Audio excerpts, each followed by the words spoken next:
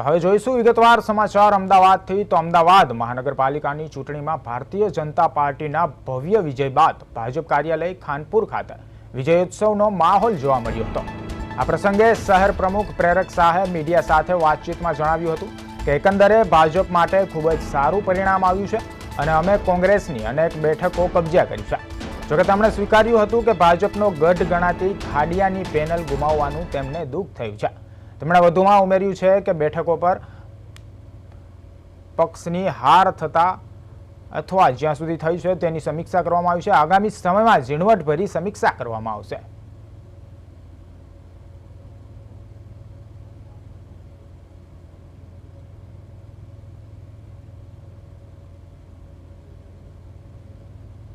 સ્થાનિક સ્વરાજની ચૂંટણીના પરિણામ જે છે તે આવવાની શરૂઆત થઈ ગઈ છે, ત્યારે આપણી સાથે શહેર પ્રમુખ પ્રેરક શાહ છે। આપણે તેમની સાથે વાત કરીશું, જાણીશું કે કેટલી આશાઓ હતી અને કયા પ્રકારનું પરિણામ જોઈ રહ્યા છે।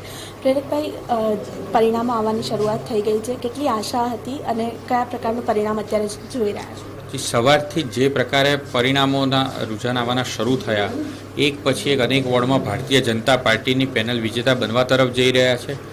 જે પ્રકારે પાછલા વર્ષોમાં કોંગ્રેસ અમુક વોર્ડમાં એક સીટ જીતતી હતી, એ પણ ભારતીય જનતા પાર્ટીએ ત્યાં પણ આખી પેનલ વિજેતા બની રહી છે। આ વખતે કોંગ્રેસ દ્વારા ડિપોઝિટો ગુમાવવાનો રેકોર્ડ બનશે એ પ્રકારની પરિસ્થિતિનું નિર્માણ થયું છે અને ભારતીય જનતા પાર્ટી 3/4 નહીં પરંતુ એના કરતાં પણ વધારે બહુમતી સાથે અમદાવાદ મ્યુનિસિપલ કોર્પોરેશનમાં જીતવા જઈ રહી છે। પ્રેરકભાઈ, ખાસ કરીને વાત કરીએ તો ખાડિયા વોર્ડ ભાજપનો ગઢ ગણાય છે, પણ એમાં કોંગ્રેસની પેનલ આવી ગઈ છે, તો હવે એના વિશે શું લાગે છે? નિશ્ચિત રૂપે ખાડિયા વોર્ડની અંદર અમારે મહેનત કરી હતી એ પ્રમાણે અપેક્ષિત પરિણામ નથી મળ્યું, પરંતુ જનતાનો જે કોઈ પણ ચુકાદો છે એને અમે માથે લગાવીએ છીએ। જે કંઈ પણ અમારી ખામી રહી ગઈ હશે એની અમે સમીક્ષા કરીશું અને આગળ ઉપર એનું કોર્સ કરેક્શન કરીશું। ઘણી કોંગ્રેસની એવી બેઠકો હતી કે જ્યાં વર્ષોથી કોંગ્રેસ જીતતી આવતી હતી, ખૂબ જ મહેનત કરી હતી આ વખતે તમે લોકોએ, અને ઘણી બેઠકો પર તેના પરિણામ પણ આવ્યા છે, તો તેને લઈને કેટલી ખુશી છે? નિશ્ચિત રૂપે અમને ખૂબ આનંદ છે કે જે જગ્યાએ અમે બેઠક ગુમાવતા હતા, પછી એ ચાંદખેડા વોર્ડ હોય, ઇન્ડિયા કોલોની હોય, અમરાઈવાડી વોર્ડ હોય, શાહપુર વોર્ડ હોય કે લાંભા વોર્ડ હોય, આ તમામ વોર્ડમાં છેલ્લા 10, 15 વર્ષથી કોંગ્રેસના કોઈને કોઈ ઉમેદવાર વિજેતા બનતા હતા અને કોર્પોરેટર આ વખતે આ તમામ જગ્યાએ કોંગ્રેસનો સફાયો કરી દીધો છે અને ભારતીય જનતા પાર્ટીની આખી પેનલો પ્રચંડ બહુમતી સાથે વિજેતા બનવા તરફ આગળ વધી રહી છે। તો આ હતા શહેર પ્રમુખ પ્રેરક શાહ કે જેઓ અત્યારે હાલ જે છે તે અત્યારે અહીંયા ઉજવણીનો માહોલ જે છે તેમાં જોવા મળી રહ્યા છે અને ઘણી જે બેઠકો જે કોંગ્રેસનો ગઢ માનવામાં આવતી હતી ત્યાં જે જીત મેળવી છે તેની ખુશી પણ વ્યક્ત કરી રહ્યા છે।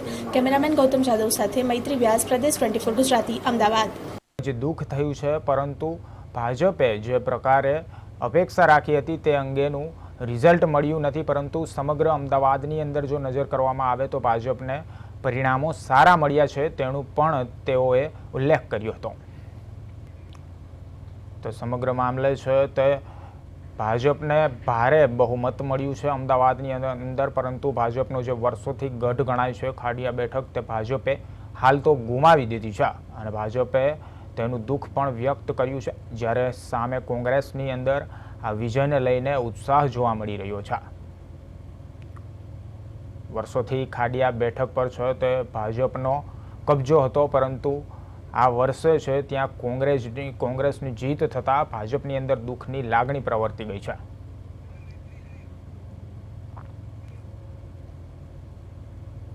તો વધુ વિગતો સાથે અમારા સંવાદદાતા મૈત્રી વ્યાસ જોડાય છે। જી મૈત્રી, ખાડિયા બેઠકને લઈને શું વિગતો સામે આવી રહી છે? કોંગ્રેસની અંદર કેવો ઉત્સાહ છે અને ભાજપની અંદર કેવી દુઃખની લાગણી પ્રવર્તી રહી છે? કારણ કે વર્ષોથી ખાડિયા બેઠક છે તે ભાજપનો ગઢ રહી છે, પરંતુ હવે તે કોંગ્રેસના ફાળે ગઈ છે।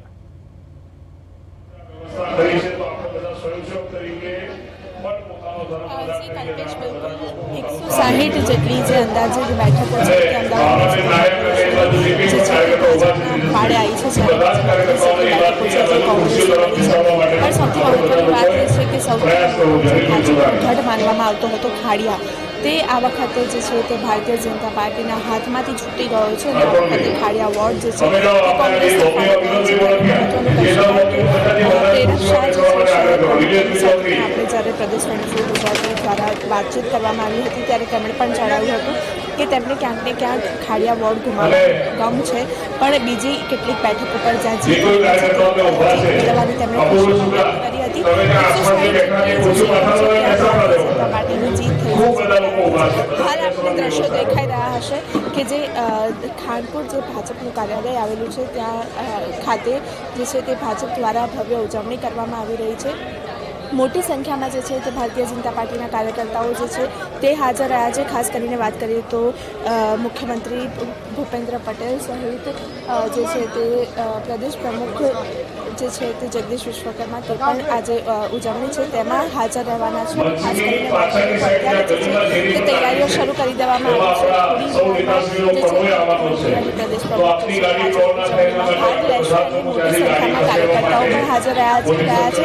જે 160 જે ઉમેદવારો છે તે ઉમેદવારો જે છે જે જીત્યા છે ભારતીય જનતા પાર્ટીના તે ઉમેદવારોની જીત થયા બાદ તે ઉમેદવારો પણ આજે ઉજવણી મનાવવામાં આવી રહી છે તે ઉજવણીમાં હાજર છે. અને ખાસ કરીને અત્યારે વાત કરીએ તો અત્યારે હાલ ખાનપુર કાર્યાલય ખાતે ઉજવણીનો માહોલ જોવા મળી રહ્યો છે. કાર્યકર્તાઓ અને ઉમેદવારોમાં ઉત્સાહ જોવા મળી રહ્યો છે.